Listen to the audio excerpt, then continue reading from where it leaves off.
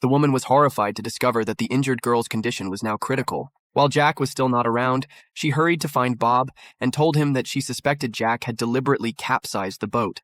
However, Bob didn't believe her. Anna had no choice but to reveal the truth about Wendy's injury. Just as Jack was approaching, the two of them paused their conversation. After a brief rest, they quickly got back on the move. If they delayed any longer, Wendy would be in serious danger. Fortunately, they soon reached the foot of the mountain, and Jack and Bob hurried off to find the forest ranger. However, what they didn't expect was that as the ranger was about to call for a helicopter rescue, Jack suddenly snatched the phone from him. He thought calling for a helicopter was an overreaction and suggested that they should just drive Wendy to the hospital directly instead.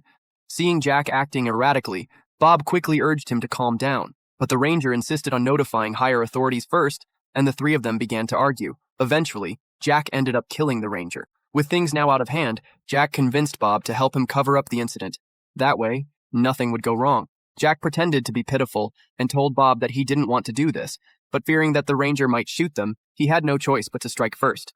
Now, he just hoped Bob would help him keep the secret so he wouldn't end up in prison. Hearing this, Bob had no other choice and reluctantly agreed.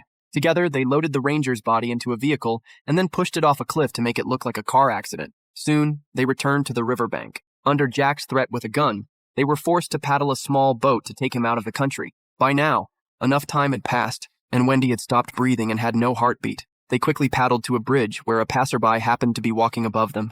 Anna secretly pulled out a lighter from her pocket and used the sunlight's reflection to signal for help from the person above. And sure enough, it worked.